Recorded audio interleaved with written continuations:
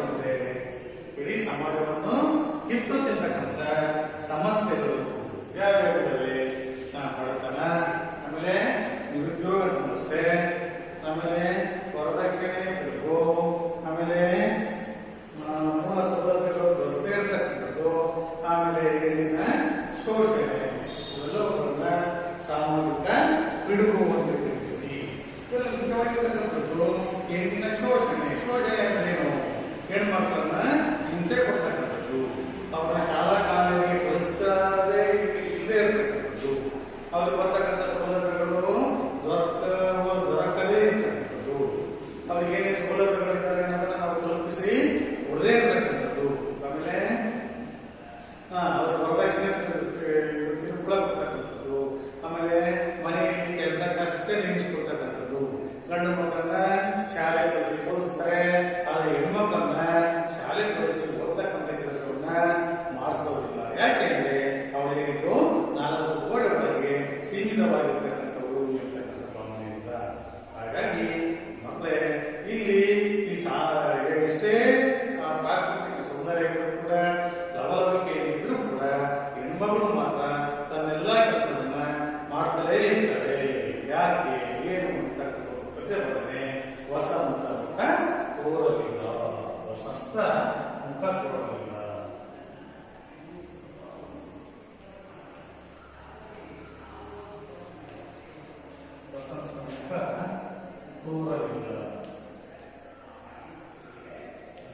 ಈ ಪದ್ಯಗಳನ್ನು ಅಂತಕ್ಕಂಥವರು ವಿಜಯಶ್ರೀ ಸಮರದ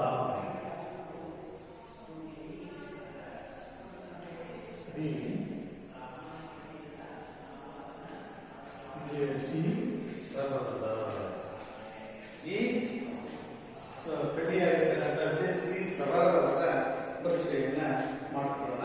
ಡಾಕ್ಟರ್ ವಿಜಯಶ್ರೀ ಸಮರದ ಡಾಕ್ಟರೇಟ್ ಪದವಿ ಸಿಕ್ಕಿದೆ. ಡಾಕ್ಟರ್ ವಿಜಯಶ್ರೀ ಸಮರದ ಇವರು 1957ರಲ್ಲಿ ಬೀದರ್ನಲ್ಲಿ ಜನಿಸುತ್ತಾರೆ. ಸಮರದ ಬಂಡಾಯ ಸಾಹಿತ್ಯ ಸಂದರ್ಭದ ಬಹುಮುಖ್ಯ ಕವಯಿತ್ರಿ, ಕವಿ ಕವಯಿತ್ರಿ. ಕವಿ ಶ್ರೀ ಪುಲ್ಲಿಂಗ ಆದ್ರೆ ಕವಯಿತ್ರಿ ಸ್ತ್ರೀಲಿಂಗಕ್ಕೆ ಉದಾಹರಣೆ ಹಾಕಿಬಹುದು. 1957ರಲ್ಲಿ ಬೀದರ್ನಲ್ಲಿ ಜನಿಸುತ್ತಾರೆ.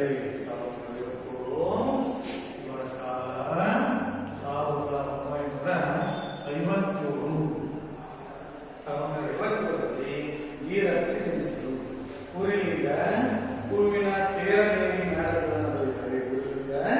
ಹೂವಿನ ತೇರನೇರಿ ನಾಟಕಗಳನ್ನು ಬರೆದಿದ್ದಾರೆ. ಸಾಹಿತ್ಯ ಮತ್ತು ಮಹಿಳೆ, ಜಾನಪದ ಮತ್ತು ಮಹಿಳೆ ಎಂಬುದರ ವಿಮರ್ಶಾ ಸಂಕಲನವನ್ನು, ಸಾಹಿತ್ಯ ಮತ್ತು ಮಹಿಳೆ, ಜಾನಪದ ಮತ್ತು ಮಹಿಳೆ ಎಂಬುದರ ವಿಮರ್ಶಾ ಸಂಕಲನವನ್ನು ಜ್ವಲಂತ, ಲಕ್ಷ್ಮಣರೇಖೆ ದಾಟಿಯವರು, ಮುಗಿಲ ಮಲ್ಲಿಗೆ ಮಹಾಸಂಕಲನಗಳನ್ನು ರಚಿಸಿದ್ದಾರೆ. ರತ್ನಮ್ಮ ಹೆಗಡೆ ಬಹುಮಾನ, ಮೈಸೂರಿನ ಸಾಹಿತ್ಯ ಶ್ರೀ ಪ್ರಶಸ್ತಿ, ಪ್ರತಿಮಾವಿ ಪ್ರಶಸ್ತಿ ಮುಂತಾದ ಪ್ರಶಸ್ತಿ ಪುರಸ್ಕಾರಗಳಿಂದ ಪುರಸ್ಕೃತರಾಗಿರ್ತಕ್ಕಂಥವರು. ಗುಲ್ಬರ್ಗ ವಿಶ್ವವಿದ್ಯಾನಿಲಯ ಮತ್ತು ಮಹಿಳಾ ವಿಶ್ವವಿದ್ಯಾಲಯಗಳಲ್ಲಿ ಕಡೆ ಪ್ರಾಧ್ಯಾಪಕರಾಗಿ, ವಿಭಾಗದ ಮುಖ್ಯಸ್ಥರಾಗಿ, ಸಿಂಡಿಕೇಟ್ ಸದಸ್ಯರಾಗಿ, ಧಾರವಾಡದ ಕಲಾ ನಿಕಾಯದ ಡೀನ್ ಆಗಿ ಕಾರ್ಯನಿರ್ವಹಿಸಿದ್ದಾರೆ. ಪ್ರಸ್ತುತ ಮಹಿಳಾ ವಿಶ್ವವಿದ್ಯಾನಿಲಯ ವಿಸ್ತರಣಾ ಕೇಂದ್ರ ಮಂಡ್ಯಕ್ಕೆ ವಿಶೇಷ ಅಧಿಕಾರಿಗಳಾಗಿ ಕಾರ್ಯನಿರ್ವಹಿಸುತ್ತಿದ್ದಾರೆ. ಈ ಕವನವನ್ನು ಅವರ ಮುಗಿಲ ಮಲ್ಲಿಗೆ ಕ್ರಮ ಸಂಕಲನದಿಂದ ಆರಿಸಲಾಗಿದೆ. ಡಾಕ್ಟರ್ ವಿಜಯಶ್ರೀ ಸಮರದ 1957ರಲ್ಲಿ ಬೀದರ್ನಲ್ಲಿ ಜನಿಸುತ್ತಾರೆ. ಜನ್ಮ ಸ್ಥಳ ಬೀದರ್. ಬೀದರ್ನಲ್ಲಿ ಜನಿಸುತ್ತಾರೆ. ಇವರು ಬರತಕ್ಕಂಥ ಕೃತಿಗಳು ಅಂತಿದೆ. ಕೃತಿಗಳು ಜ್ವಲಂತ,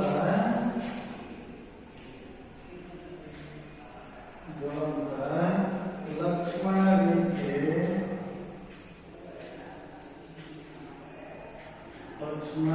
ರೇಖೆ, ಮುಗಿಲ ಮಲ್ಲಿಗೆ,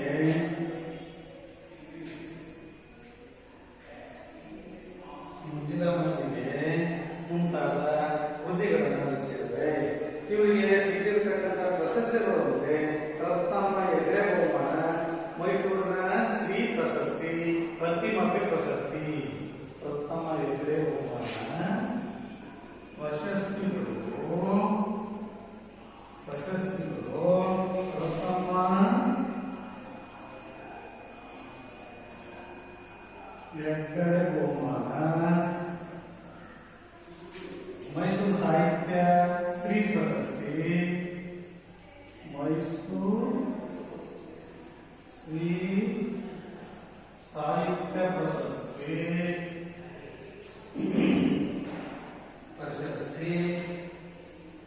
ಅತಿ ಮಧ್ಯ ಪ್ರಶಸ್ತಿ ಅತಿ ಮಧ್ಯ ಪ್ರಶಸ್ತಿ ಮುಂತಾದ ಹಲವಾರು ಪ್ರಶಸ್ತಿಗಳು ಸಿಕ್ಕಿದವೆ. ನನಗೆ ಡಾಕ್ಟರ್ ವಿಜಯ್ ಸಿಂಗ್ ಸತರದ 1957ರಲ್ಲಿ ಬೀದರ್ನಲ್ಲಿ ಜನಿಸ್ತಾರೆ.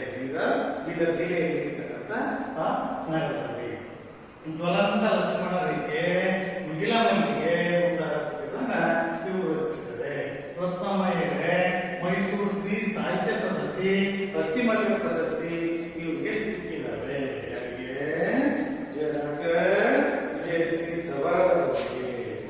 ಇಲ್ಲಿ ಆರಂಭ ಮಾಡೋದಕ್ಕಿಂತ ಮುಂಚೆ ಪ್ರವೇಶ ಮಾಡಿದ್ರೆ ಮಹಿಳಾ ಶೋಷಣೆ ಎಂಬುದು ಭ್ರೂಣದಿಂದಲೇ ಪ್ರಾರಂಭವಾಗುವುದು. ನಾವೆಲ್ಲ ಇದುವರೆಗೆ ನೋಡ್ತಾ ಇದ್ದೀವಿ. ಅವಳು ಗರ್ಭಿಣಿ ಆಗಿದ್ದಾರೆ ಅಂತ ಹೇಳಿದ್ರೆ ಅವಳ ಬಟ್ಟೆ ಇರ್ತಕ್ಕಂಥ ಮಗು ಎಂತದ್ದು, ಹೆಣ್ಣ ಗಂಡು ಅಂತೇಳಿ ಪರೀಕ್ಷೆ ಮಾಡಬೇಕು. ಹೆಣ್ಮಗು ಆಗಿದೆಯಾ ಹೆಣ್ಮಗುವನ್ನ ಭ್ರೂಣ ಹಂತದಲ್ಲಿ ಸಣ್ಣ ಹಂತದಲ್ಲಿ ಅದನ್ನ ಚಿರುತಕ್ಕಂಥ ಕೆಲಸವನ್ನ ಮಾಡ್ತಾ ಇದ್ರು. ಸರ್ಕಾರ ಭ್ರೂಣದಲ್ಲಿ ಲಿಂಗ ಪತ್ತೆಯನ್ನ ಮಾಡಬಾರದು ಅಂತೇಳಿ ಎಷ್ಟೇ ಕಾನೂನು ತಂದ್ರೂ ಕೂಡ ಆ ಕಾನೂನಿನ ವಿರುದ್ಧವಾಗಿ ಈ ಹಣದ ಆಸೆಗಾಗಿ ದುಡ್ಡಿನ ಆಸೆಗಾಗಿ ಆ ಆಸ್ಪತ್ರೆಗಳು ಕೂಡ ಅದು ಯಾರು ಹೆಣ್ಣ ಗಂಡ ಇರ್ತಕ್ಕಂಥ ಪರೀಕ್ಷೆಯನ್ನ ಮಾಡ್ತಕ್ಕಂಥ ಕೆಲಸವನ್ನ ಮಾಡೋದ್ರ ಜೊತೆಗೆ ಅದು ಹೆಣ್ಣಾಗಿದೆ ಆ ಭ್ರೂಣ ಹಂತದಲ್ಲೇ ಅದನ್ನ ಕೊಡ್ತಕ್ಕಂಥ ಕೆಲಸವನ್ನ ಮಾಡತಕ್ಕಂಥ ನಾವು ಸಮಾಜದಲ್ಲಿ ಕಾಣ್ತೇವೆ. ಹಾಗಾಗಿ ಹೆಣ್ಣಿನ ಶೋಷಣೆ ಅವಳು ದೊಡ್ಡವಳಾಗಲೇ ಶೋಷಣೆ ಆಗ್ತಾ ಇಲ್ಲ, ಹುಟ್ಟಿನಿಂದಲೇ ಶೋಷಣೆ ಆಗೋದನ್ನು ನಾವು ನೋಡ್ತಾ ಇದ್ದೀವಿ. ಅದು ಅವಳ ಬಾಲ್ಯ ಯೌವನವು ಎಲ್ಲವೂ ಆಕ್ರಮಿಸಿಕೊಂಡಿದೆ. ಸಣ್ಣ ಮಗುವಾಗಿ ಹುಟ್ಟಿದಂದಿನಿಂದ ಯವನಾವಸ್ಥೆಗೆ ಬಂದ ನಂತರದಲ್ಲಿ ಮುಪ್ಪಿನ ಸಂದರ್ಭದಲ್ಲೂ ಕೂಡ ಅವಳ ಶೋಷಣೆ ಇವತ್ತು ಕೂಡ ಜ್ವಲಂತ ಸಮಸ್ಯೆಯಾಗಿ ಕಾಣ್ತಾ ಇರೋದನ್ನು ನಾವು ಕಾಣ್ತಿದ್ದೀವಿ. ಹಾಗಾಗಿ ಅವುಗಳ ವಿರುದ್ಧ ಧ್ವನಿಯಲ್ಲಿರತಕ್ಕಂಥ ಸಾಹಿತ್ಯಗಳು ಮುಖ್ಯವಾಗಿರ್ತಕ್ಕಂಥದ್ದು. ಬಡವರ ಬಡವರು ಶ್ರಮಿಕರು ಕಷ್ಟಪಟ್ಟು ಕೆಲಸವನ್ನ ಮಾಡ್ತಕ್ಕಂಥವ್ರು ಇನ್ನು ಅಸನ ಆಗಿಲ್ಲ, ಇನ್ನು ಚೆನ್ನಾಗಿಲ್ಲ, ಇನ್ನು ಉದ್ಧಾರ ಆಗಿಲ್ಲ. ಸಾಮಾಜಿಕ ನ್ಯಾಯ ದೊರೆಯಬೇಕು. ಸಾಮಾಜಿಕ ನ್ಯಾಯ ದೊರೆಯಬೇಕು ಅಂದ್ರೆ ಅವರು ಸಮಾಜದಲ್ಲಿ ಎಲ್ಲರ ಜೊತೆಗೆ ಸಮಾನರು, ಎಲ್ಲ ಸಂದರ್ಭಗಳು ಅವರಿಗೆ ಸಿಗುವಂತಾಗಬೇಕು. ಆವಾಗ ಮಾತ್ರ ಅವರು ಸಮಾಜದಲ್ಲಿ ಸಮಾನರಾಗೋದಕ್ಕೆ ಸಾಧ್ಯ ಆಗುತ್ತೆ. ಸಾಮಾಜಿಕ ನ್ಯಾಯ ದೊರೆಯಬೇಕು. ಶೋಷಣೆ ಮುಕ್ತ ಸಮಾಜವಾದರೆ ಶೋಷಣೆ ಎಲ್ಲಿ ತನಕ ನಿಲ್ಲಲು ಅಲ್ಲಿ ತನಕ ನಮ್ಮ ಸಮಾಜ ಹೀಗೆ ಇರುತ್ತೆ. ನಮ್ಮ ದೇಶ ಉದ್ಧಾರ ಆಗಲಿಕ್ಕೆ ಸಾಧ್ಯ ಇಲ್ಲ. ಹೆಣ್ಣು ಅಬಲೆಯಲ್ಲ, ಸಬಲರು ಅಂತ ತಿಳ್ಕೊಂಡು ಎಲ್ಲಾ ರಂಗದಲ್ಲಿ ಇವತ್ತು ಮುಂದುವರೆದನ್ನ ಕಾಣ್ತೀವಿ. ಆದರೂ ಕೂಡ ಇನ್ನೊಂದು ಹಂತದಲ್ಲಿ ಅದೇ ರೀತಿ ಶೋಷಣೆ ಆಗ್ತಿದೆ.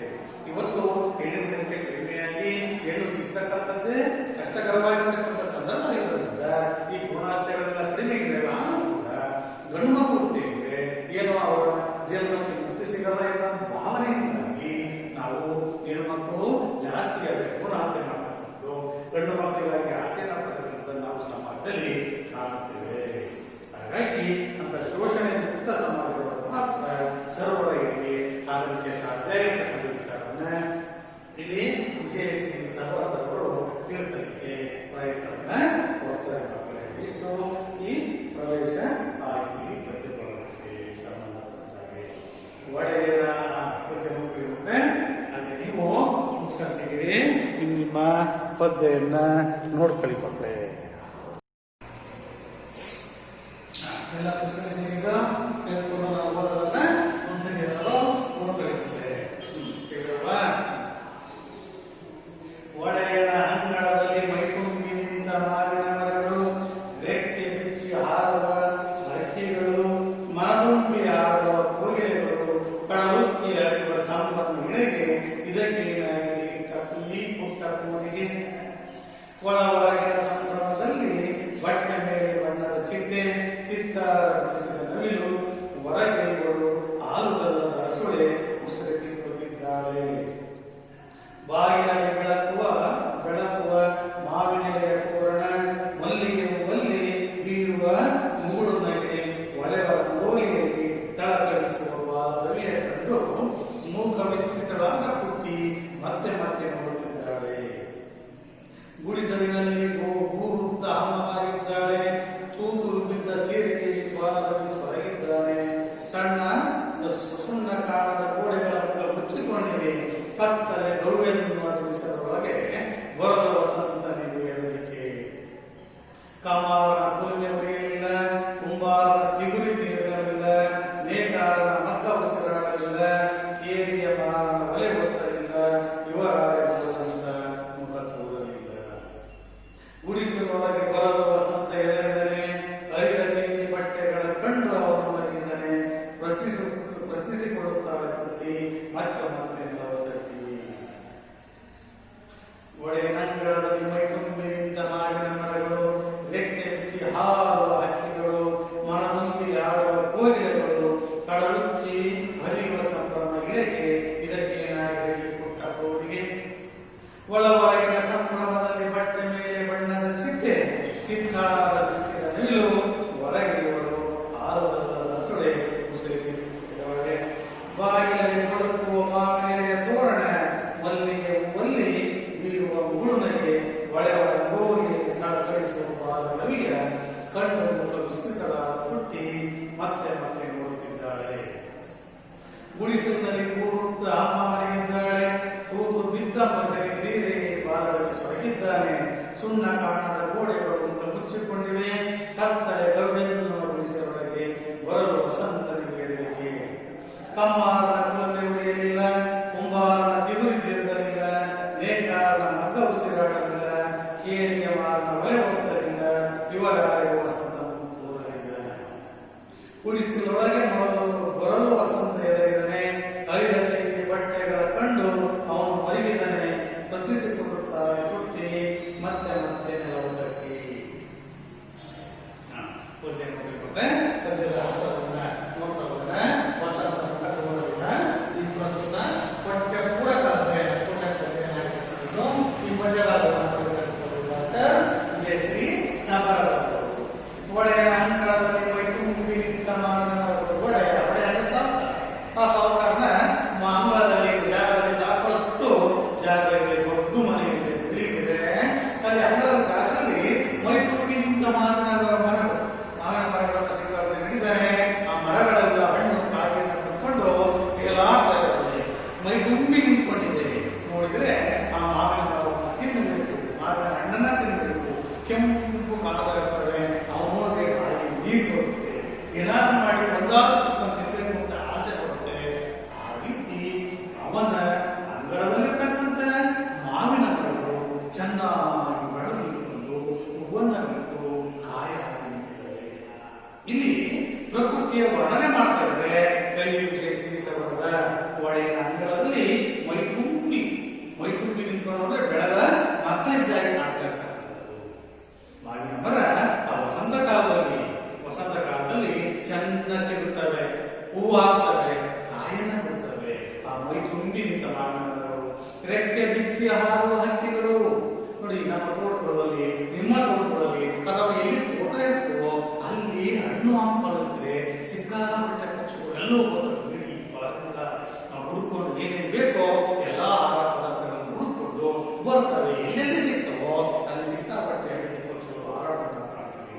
ರೆಕ್ಕೆ ಅದೇ ರೀತಿ ರೆಕ್ಕೆ ಬಿಚ್ಚಿ ಹಾರುವ ಹಕ್ಕಿಗಳು ಆ ತೋಟದಲ್ಲಿ ರೆಕ್ಕೆ ಬಿಚ್ಚಿ ಅಂಬಿಕೆಯಿಂದ ಹಾಕಿ ಈಚೆಗೆ ಹಾರಾಡ್ತಾ ಇರ್ತವೆ. ಮನದಲ್ಲಿ ಹಾರುವ ಇದನ್ನೆಲ್ಲ ನೋಡಿ ಮನಸ್ಸನ್ನ ತುಂಬಿ ಹಣ್ಣುಗಳನ್ನ ತಿಂದು ಕೋಗಿಲೆಗಳು ಬರ್ತಾರೆ ನೋಡಿ. ವಸಂತ ಕಾಲ ಬಂದಾಗ ಮಾವು ಚಿತ್ರಬೇಕು, ಕೋಗಿಲೆ ಹಾಡಬೇಕು ಅಂತಿರ್ತಾರಲ್ಲ, ಹಾಗೆ ಆಗಿರ್ತಕ್ಕಂಥ ಕೋಗಿಲೆಗಳು ಮನ ತುಂಬಿ ಕುರುಕು ಹಾಡನ್ನ ಹಾಡ್ತಾ ಇರ್ತವೆ. ರೆಕ್ಕೆ ಬಿಚ್ಚಿ ಹಾಡುವ ಹಕ್ಕಿಗಳು, ಮನ ತುಂಬಿ ಹಾಡುವ ಕೋಗಿಲೆಗಳು, ಮನಸ್ಸನ್ನು ತುಂಬಿಕೊಂಡು ಆ ಪಕ್ಷಿಗಳು, ಹಕ್ಕಿಗಳು, ಕೋಗಿಲೆಗಳು ಹಾರಾಡ್ತಾ ಇರ್ತವೆ, ಉಗಾಡ್ತಾ ಇರ್ತವೆ. ಕಡಲುಕ್ಕಿ ಹರಿಯುವ ಸಂಭ್ರಮ. ಕಡಲು ಅಂದ್ರೆ ಸಮುದ್ರ ಉಕ್ಕಿ ಹರಿತಾ ಇರುತ್ತೆ. ಅದನ್ನು ಕಡಲು ಸಮುದ್ರ ಸಾಗರ ಉಕ್ಕಿ ಹರಿತಾ ಇರುತ್ತೆ. ಕಡಲುಕ್ಕಿ ಹರಿಯುವ ಸಂಭ್ರಮ ಇದೆ. ಈ ಭೂಮಿಯ ಸಂಭ್ರಮವೋ ಸಂಭ್ರಮ. ಇದಕ್ಕೆ ಭೂಮಿಗೆ ಸಂಭ್ರಮವೋ ಸಂಭ್ರಮ. ಮೈ ತುಂಬಿ ಮಾವಿನ ಮರಗಳು, ರೆಕ್ಕೆ ಬಿಚ್ಚಿ ಹಾರುವ ಹಕ್ಕಿಗಳು, ಮನದುಂಬಿ ಹಾಡುವ ಕೋಗಿಲೆಗಳು, ಕಡಲುಕ್ಕಿ ಹರಿಯುವ ಸಂಭ್ರಮ. ಒಂದು ಕಡೆ ಪ್ರಕೃತಿ ಸಂತೋಷವಾಗಿ ವಿಜೃಂಭಣೆಯಿಂದ ನೋಡೋದಕ್ಕೆ ವೈಭವೀಕರಿಸತರ ಕಾಣ್ತಾ ಇದೆ. ಹೇಗಿದೆ ಒಡೆಯ ಅಂಗಳದಲ್ಲಿ ಸಿಕ್ಕಾಗುತ್ತೆ ಮಾವಿನ ಮರ ಇದ್ದಾವೆ, ಮಾವಿನ ಮರ ತುಂಬಿ ತುಳುಕ್ತಾ ಇದ್ದಾವೆ. ಗಾಳಿ ಬಂದು ಸಾಕು ಆ ಮಾವಿನ ವಂಚರು ಹಣ್ಣನ್ನು ಕಾಯನ್ನು ಹಾಕಿಕೊಂಡು ಈಚೆ ಆಚೆ ತುಗಾಡ್ತಿರ್ತವೆ. ಮರವನ್ನ ನೋಡೋದಕ್ಕೆ ಯಾರು ಕಣ್ಣು ಸಾಕಾಗಿಲ್ಲ. ಅಷ್ಟು ರೀತಿ ಆಮೇಲೆ ಒಳ್ಳೆ ಸುಗಂಧ ಮಾವಿನ ಎಲೆಗಳಿರ್ತಕ್ಕಂಥ ಸಂದರ್ಭದಲ್ಲಿ, ಹೂವನ್ನಿರ್ತಕ್ಕಂಥ ಸಂದರ್ಭದಲ್ಲಿ ಅಲ್ಲಿರೋದಕ್ಕೆ ಏನೋ ಅಂತ ಆನಂದ ಆಗುತ್ತೆ. ಆ ರೀತಿಯಲ್ಲಿ ಮಾವಿನ ಮರಗಳು ಕಾಣ್ತಾ ಇದ್ದಾವೆ. ಆ ಕಾಯಿಯನ್ನ ಮಾವಿನಕಾಯಿ ತಿನ್ನೋದಕ್ಕೆ, ಹಣ್ಣನ್ನ ತಿನ್ನೋದಕ್ಕೆ ಎಲ್ಲಾ ಪಕ್ಷಗಳು ಹಾರಾಡ್ತಾ ಆ ಕಡೆಯಿಂದ ಈ ಕಡೆ, ಈ ಕಡೆಯಿಂದ ಆ ಕಡೆ ಹಾರಾಡ್ತಾ ತಮ್ಮ ನಿನಾದವನ್ನು ಮಾಡ್ತಾ ಸಂಭ್ರಮದಲ್ಲಿ ಅವು ಓಡಾಡ್ತಾ ಇದ್ದಾವೆ. ಮನದುಂಬಿ ಹಾರದ ಹೋಗಿ ಅಲ್ಲಿ ಹೋಗಿರೋ ಮನಸ್ಸಿನ ತುಂಬಾ ಸಂತೋಷವಾಗಿ ಹಾರನ್ನ ಮಾಡ್ತಾ ಇದೆ. ಕಡ ಮುಕ್ಕಿ ಈ ಭೂಮಿಗೆ ಹಾಕಿಕೊಡ್ತೀನೋ ಅಂತಕ್ಕಂಥ ಸಂಭ್ರಮ ಒಂದು ಕಡೆ ಬಿಟ್ಟರೆ, ಇನ್ನೊಂದು ಕಡೆಗೆ ಇದೇನಾಗಿದೆ ಪುಟ್ಟ ಕೋರಿಗೆ ಸಣ್ಣ ಹುಡುಗಿ ಏನಾಗಿದೆ, ಅವಳು ಸುಮ್ಮನೆ ಮುಖ ವಿಸ್ತೃತಳಾಗಿ ಏನು ಗೊತ್ತಿಲ್ಲ ಅಂತಾರ ಒಂದ್ ಕಡೆ ಕೂತಿದ್ದಾಳೆ.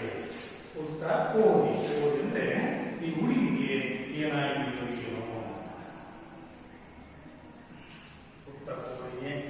ಒಳವರೆಗಿನ ಸಂಭ್ರಮದಲ್ಲಿ ಬಟ್ಟೆ ಮೇಲೆ ಬಣ್ಣದ ಚಿಟ್ಟೆ, ಒಳವರೆಗಿನ ಸಂಭ್ರಮದಲ್ಲಿ ಬಟ್ಟೆ ಮೇಲೆ ಬಣ್ಣದ ಚಿಟ್ಟೆ ಚಿತ್ತಾರಗಳು ಹೊರಗೆ ಇವರು ಹಾಲುಗಳ ಹಸುಳೆ.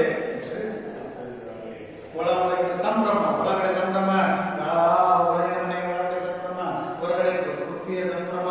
ಮಾವಿನ ಮರ ಬೇಗ ಕಾಯ್ಬಿಟ್ಟಿದ್ದಾವೆ. ಅವು ನೋಡೋದಕ್ಕೆ ಬಹಳ ಸುಂದರವಾಗಿ ಕಾಣ್ತಾ ಇದ್ದಾವೆ. ಎಲ್ಲಾ ಪಕ್ಷಿಗಳು ಹಣ್ಣನ್ನ ತಿನ್ನೋದಕ್ಕೆ, ಮಾವಿನಕಾಯಿ ತಿನ್ನೋದಕ್ಕೆ ಬರುವಂತ ಪಕ್ಷಿಗಳು ನಿನಾದವನ್ನು ಮಾಡ್ತಾ ಆ ಕಡೆ ಈ ಕಡೆ ಓಡಾಡ್ತಿದ್ದಾವೆ. ಕೋರಿಗೆ ತನ್ನ ನಿನಾದವನ್ನ ಅಲ್ಲಿ ಬೀಳ್ತಾ ಇದೆ. ಸಂಭ್ರಮೋ ಸಂಭ್ರಮ.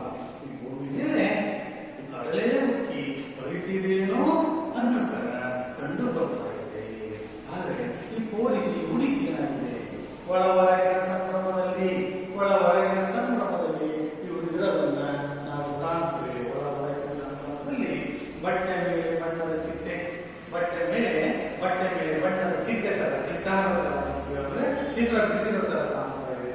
ಚಿತ್ತಾರ ಬಿಸಿದ ನಮಗೆ ಏನ ನೋಡಿದ್ರೆ ಯಾರೋ ಒಂದು ಮೇಲೆ ಬಣ್ಣದಲ್ಲಿ ಪೇಸ್ಟಿಂಗ್ ಮಾಡಿದರೇನೋ, ಚಿತ್ರವನ್ನ ಬಿಸಿದರೇನೋ ಅನ್ನೋ ಕಂಡು ಬರ್ತದ ನಾವು ನೋಡ್ತೇವೆ.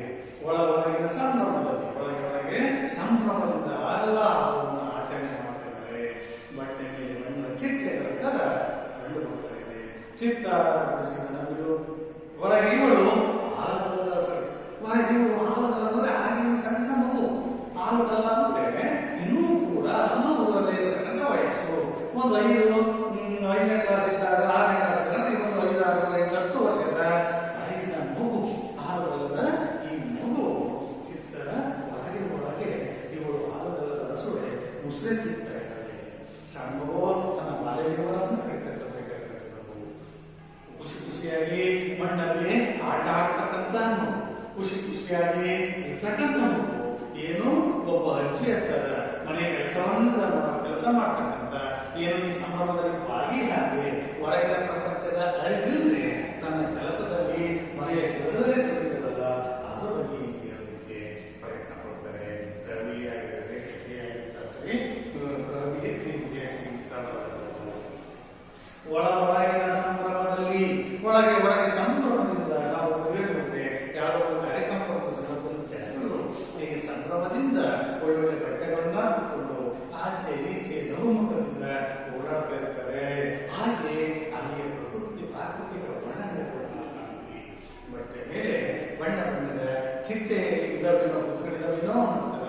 ಅವರು ಹಾಕಿಕೊಂಡಿರ್ತಕ್ಕಂಥ ವೇಷಭೂಷಣಗಳಲ್ಲಿ ಚಿತ್ತ ಹೊರಗೆ ಇರುವುದು, ಆದರೆ ಅದು ಬಿಟ್ಟು ಹೊರಗಡೆ ಇರುತ್ತದೆ.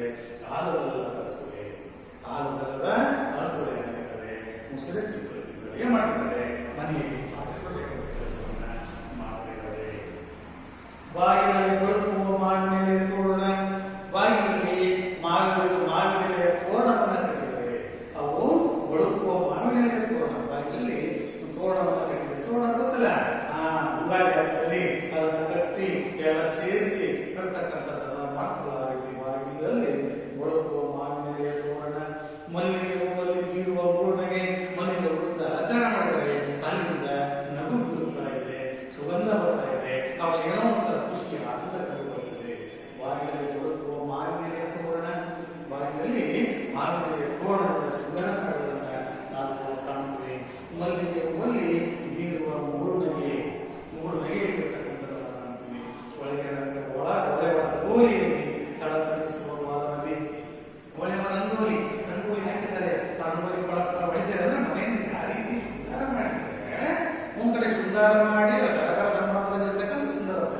ಹೆಣ್ಣಿನ ಶೋಷಣೆ ಆಗ್ತಿದೆ.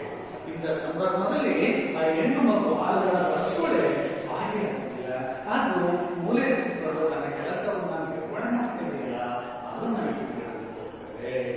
ಬಾಗಿಲಲ್ಲಿ ಹೊರಟು ಮಾಂದಿಗೆ ಪೂರ್ಣ ಶೃಂಗಾರ ಮಾಡಿರ್ತಕ್ಕಂಥದ್ದು, ಮಲ್ಲಿಗೆ ಹೂವಿಂದ ಅಲಂಕಾರ ಮಾಡಿದರೆ ಆ ಸುಗಂಧದ ಜೊತೆಗೆ ಮುಗುಳ್ನಿಗೆ ಕಳ್ಕೊಳ್ತಾ ಇದೆ. ಒಳ್ಳೆಯ ರಂಗೋಲಿ ಕಳದಳಿಸುವ ಬಾಲರವಿ ರಂಗೋಲಿ ಹಾಕಿದರೆ ಆಗತಾನೆ ಸೂರ್ಯ ಸುತ್ತಕ್ಕಂಥದ್ದನ್ನು ಮಾಡ್ತೀವಿ. ಅದು ಅದ್ರ ಮೇಲೆ ಇದ್ದಂಥ ಸಂದರ್ಭದಲ್ಲಿ ರಂಗೋಲಿ ಫಲಫಲನೆ ಹೊಡಿತಕ್ಕಂಥದ್ದನ್ನು ಕಾಣ್ತೀವಿ. ಕಣ್ಣು ಮೂಕವಿಸುತ್ತಲಾದ ಕೊಟ್ಟಿ ಮತ್ತೆ ಮತ್ತೆ ನೋಡಿದ್ದಾರೆ. ಇದನ್ನು ನೋಡಿ ಮೂಕವಿಸುತ್ತಲಾದ ಕೊಟ್ಟಿ, ಮೂಕವಿಸುತ್ತಂದ್ರೆ ಅವರಿಗೆ ಏನ್ ಮಾಡಬೇಕು, ಏನ್ ಮಾತಾಡಬೇಕು ಇರ್ತಕ್ಕಂಥ ಅರ್ಥ ಇದೆ.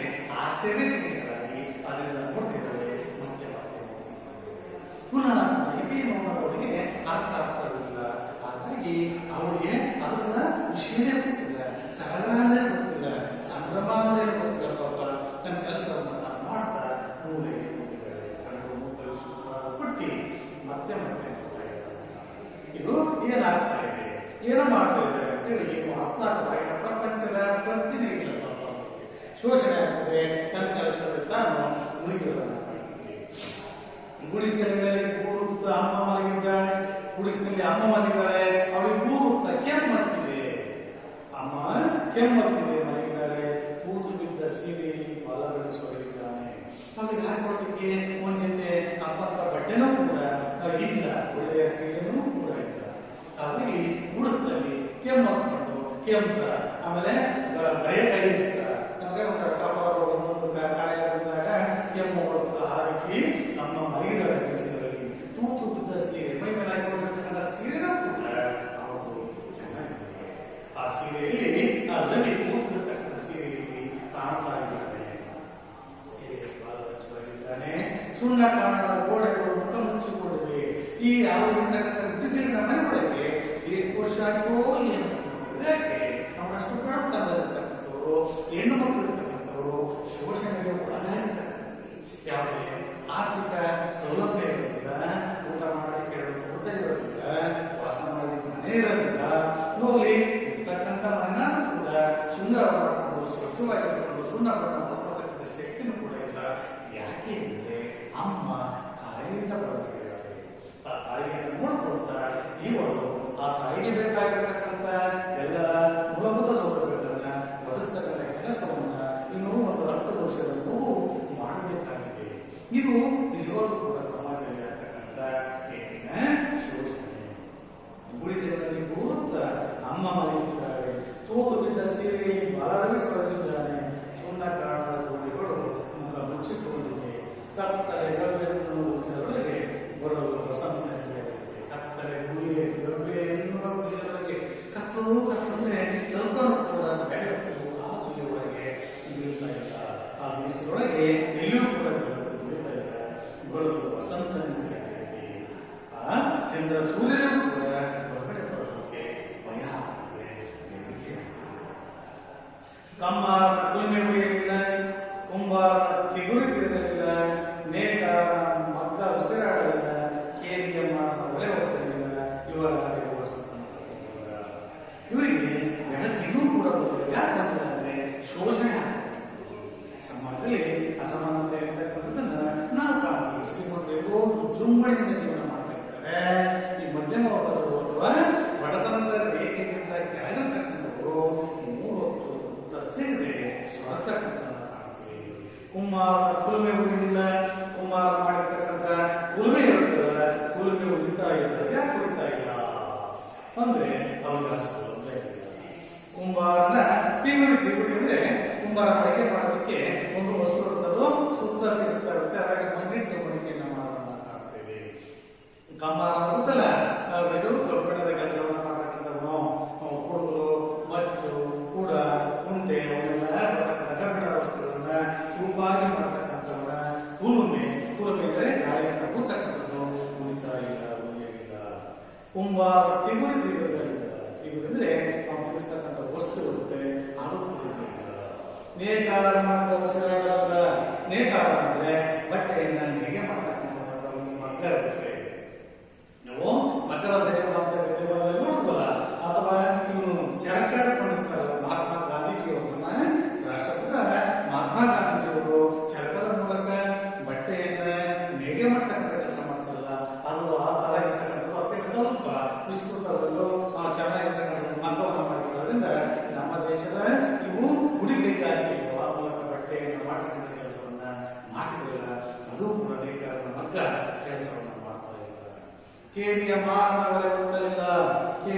ಇರ್ತಕ್ಕಂಥ ಮಾರ ಅಂದ್ರೆ ಕಿರು ಜಾತಿಯವರು ನಾವು ಹೊರನೂ ಕೂಡ ಬರ್ತಾ ಇದ್ದಾರೆ. ಯಾಕೆಂದ್ರೆ ಅಲ್ಲಿ ಸೂರ್ಯನ ಬೆಳಕು ಬರ್ತಾ ಇಲ್ಲ.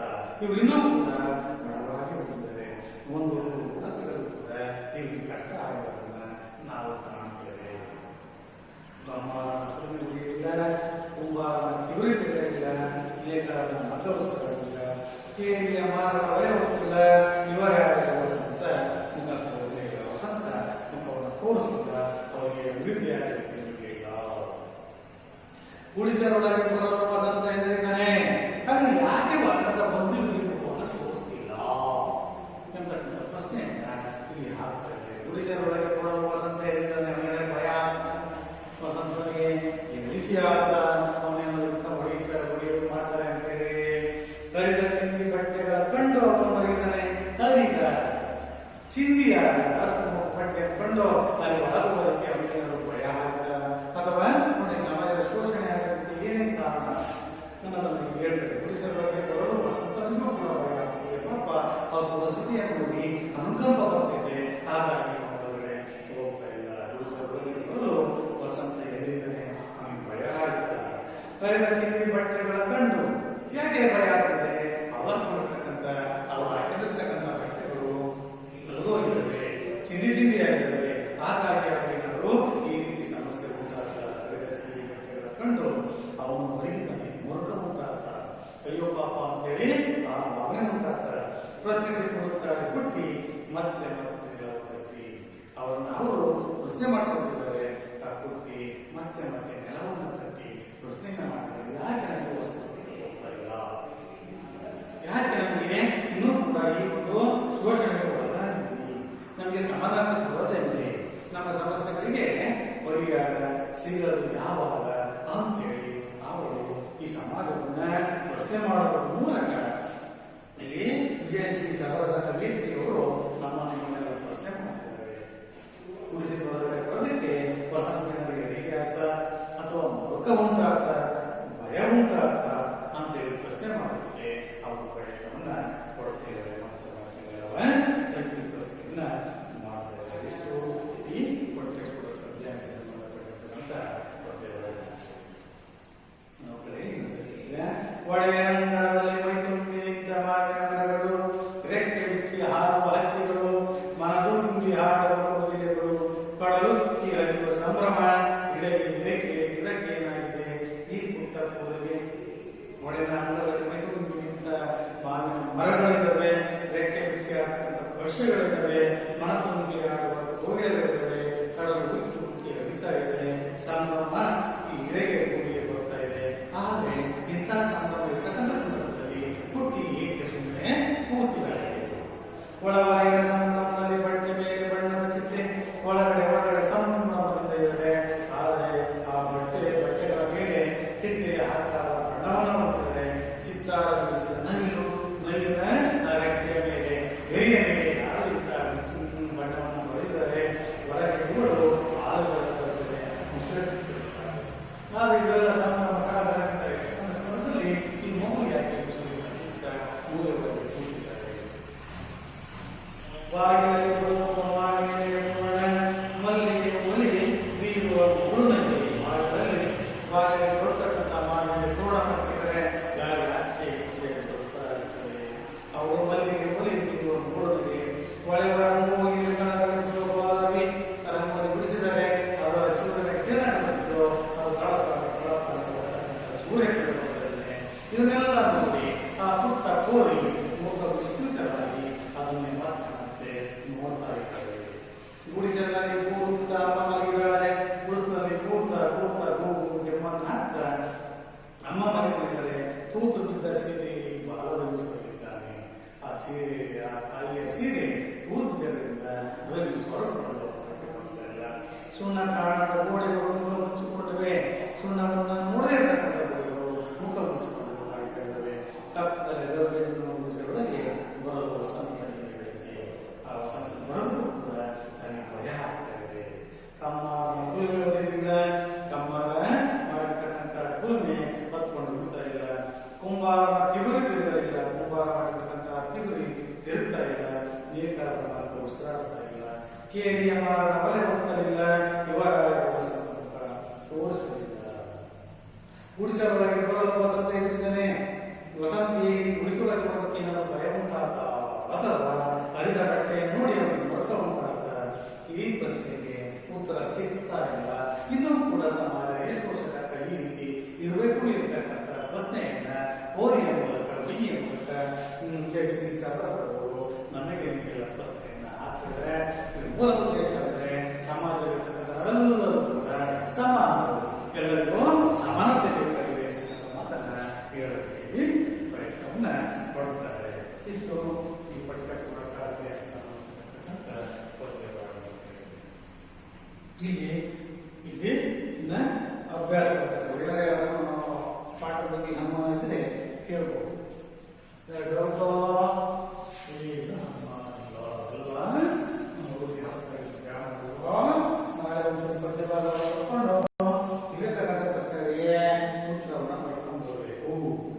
ಪ್ರಶ್ನೆ ಒಂದು ಹಂತದ ಪ್ರಶ್ನೆ. ಪುಟ್ಟ ಕೂಡಿ ಏನು ಮಾಡುತ್ತಿದ್ದಾರೆ?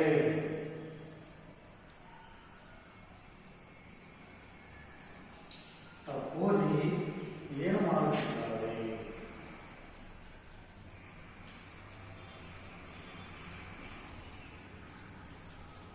ಏನು ಮಾಡುತ್ತಿದ್ದಾರೆ? ಪ್ರಶ್ನೆ ಏನು ಕೂಡಿ ಮುಸುರೆ ತಿಕ್ಕುತ್ತಿದ್ದಾರೆ. ಅಮ್ಮ ಎಲ್ಲಿ ಮಲಗಿದ್ದಾರೆ? ಅಮ್ಮ ಎಲ್ಲಿ ಮಲಗಿದ್ದಾರೆ?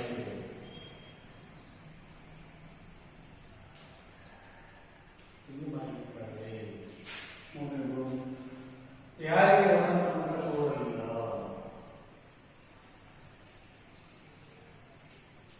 ವಸಂತ ಮುಖ ತೋರಲಿಲ್ಲ.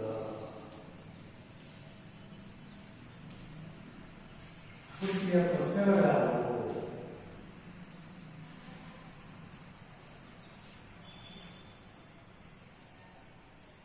ಪ್ರಶ್ನೆಗಳು ಯಾವುವು? ಪ್ರಶ್ನೆಗಳೇನು? ಈಗ ಪ್ರಶ್ನೆಗಳೇನು? ಈ ಕಾಲದಲ್ಲಿ ಪ್ರಕೃತಿಯ ಸಂಭ್ರಮ ಹೇಗೆ ಬರುತ್ತದೆ? ಈ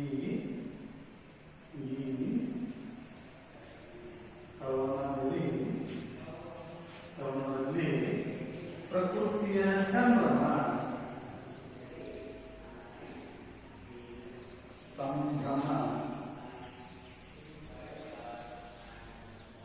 ಹೀಗೆ ವ್ಯಕ್ತವಾಗಿದೆ.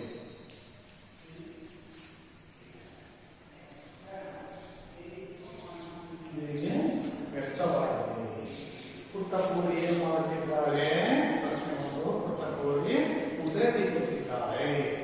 ಏನು ಉತ್ತರ? ಪುಟ್ಟ ಕೂಡಿ ಮುಸುರೆ ತಿಕ್ಕುತ್ತಿದ್ದಾರೆ. ಎಲ್ಲ ಬೇಕಾಗಬೇಕು ಪ್ರಶ್ನೆ. ಅಭ್ಯಾಸದಲ್ಲಿರಬೇಕು. ಮನೆಗೆ ಕೂತ್ಕೊಂಡು ಉತ್ತರವನ್ನು ನೋಡ್ಕೊಂಡು ಬರ್ಕೊಂಡು ಬರಬೇಕು. ಅಮ್ಮ ಎಲ್ಲಿ ಮಲಗಿದ್ದಾರೆ? ಅಮ್ಮ ಗುಡಿಸಲಲ್ಲಿ ಮಲಗಿದ್ದಾರೆ. ಯಾರಿಗೆ ವಸಂತ ಮುಖ ತೋರಲಿಲ್ಲ? ಯಾರಿಗೆ ಮುಖ ತೋರಲಿಲ್ಲ?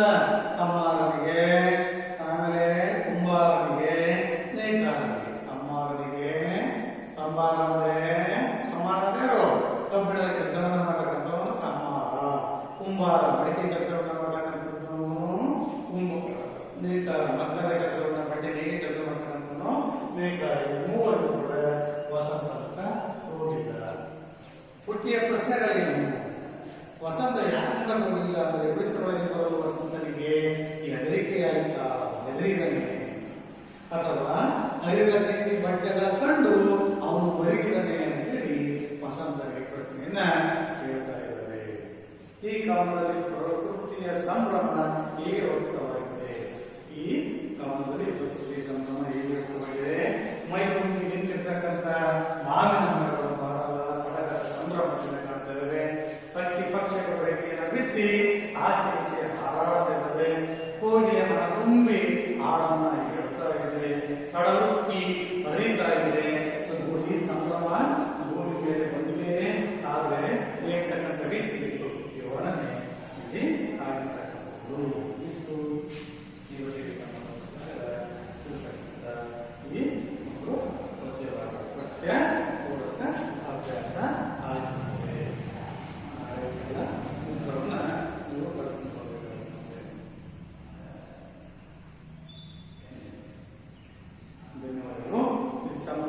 ಅಂತ ಆಗ್ತೀವಿ. ನೋಡ್ಕೊಂಡು ಮನೆ ಚೆನ್ನಾಗಿ ಓದ್ಕೊಂಡು ಮನೆ ಧನ್ಯವಾದ.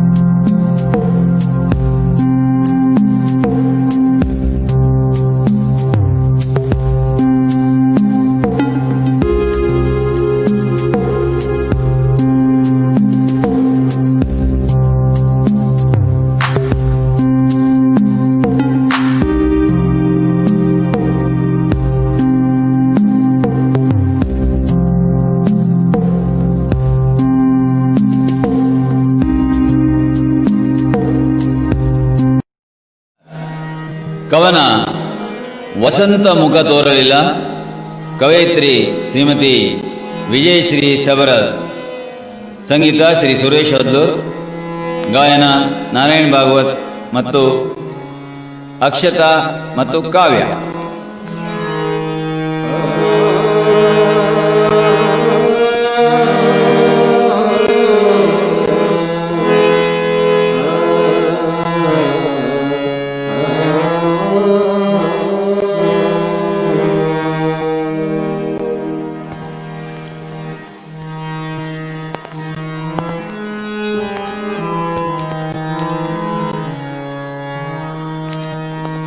ಒಡೆಯನ ಅಂಗಳದಲ್ಲಿ,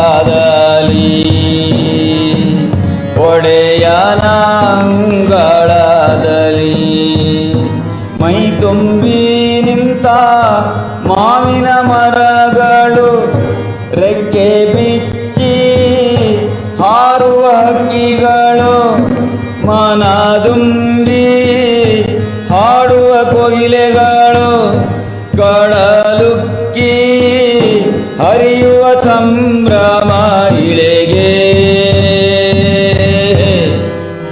ಇದಕ್ಕೇನಾಗಿದೆ ಈ ಪುಟ್ಟ ಪೋರಿಗೆ, ಇದಕ್ಕೇನಾಗಿದೆ ಪುಟ್ಟ ಪೋರಿಗೆ, ಒಡೆಯನ ಅಂಗಳದಲ್ಲಿ, ಒಡೆಯನ ಅಂಗಳದಲ್ಲಿ ಒಳ ಹೊರಗಿನ ಸಂಭ್ರಮದಲ್ಲಿ ಬಟ್ಟೆ ಮೇಲೆ ಬಣ್ಣದ ಚಿಟ್ಟೆ, ಒಳ ಹೊರಗಿನ ಸಂಭ್ರಮದಲ್ಲಿ ಬಟ್ಟೆ ಮೇಲೆ ಬಣ್ಣದ ಚಿಟ್ಟೆ, ಚಿತ್ತಾರ ಬಿಡಿಸಿದ ನವಿಲು, ಚಿತ್ತಾರ ಬಿಡಿಸಿದ ನವಿಲು, ಹೊರಗೆ ಇವಳು ಹಾಲುಗಲ್ಲದ ಹಸುಳೆ, ಹೊರಗೆ ಇವಳು ಹಾಲುಗಲ್ಲದ ಹಸುಳೆ, ಮುಸುರೆ ದಿಕ್ಕೋತಿದ್ದಾಳೆ, ಮುಸುರೆ ದಿಕ್ಕೋತಿದ್ದಾಳೆ, ಒಡೆಯನ ಅಂಗಳದಲ್ಲಿ, ಒಡೆಯನ ಅಂಗಳದಲ್ಲಿ ಬಗಿಲಲಿ ಬಳುಕುವ ಮಾವಿನೆಲೆಯ ತೋರಣ, ಬಗಿಲಲಿ ಬಳುಕುವ ಮಾವಿನೆಲೆಯ ತೋರಣ, ಮಲ್ಲಿಗೆ ಹೂವಲಿ ನೀರಿರುವ ಮುಗುಳುನಾಗೆ, ಮಲ್ಲಿಗೆ ಹೂವಲಿ ಬೀರುವ ಮುಗುಳುನಾಗೆ, ಹೊಳೆವ ರಂಗೋಲಿಯಲ್ಲಿ ತಳ ತಳಿಸುವ ಬಾಲ ರವಿಯ, ಕಂಡು ಮೂಕ ವಿಸ್ಮಿತಳಾದ ಪುಟ್ಟಿ, ಕಂಡು ಮೂಕ ವಿಸ್ಮಿತಳಾದ ಪುಟ್ಟಿ, ಮತ್ತೆ ಮತ್ತೆ ಮತ್ತೆ ಮತ್ತೆ ಮತ್ತೆ ಮತ್ತೆ ನೋಡುತ್ತಿದ್ದಾಳೆ, ಮತ್ತೆ ಮತ್ತೆ ನೋಡುತ್ತಿದ್ದಾಳೆ ಒಡೆಯನ ಅಂಗಳದಲ್ಲಿ ಒಡೆಯನ ಅಂಗಳದಲ್ಲಿ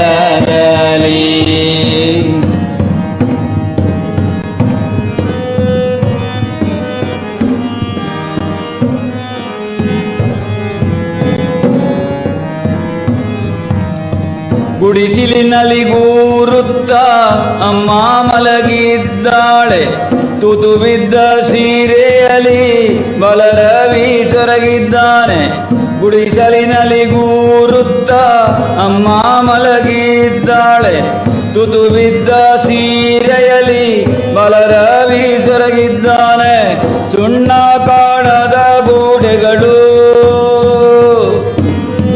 ಮುಖ ಮುಚ್ಚಿಕೊಂಡಿವೆ ಸುಣ್ಣ ಕಾಣದ ಗೋಡೆಗಳು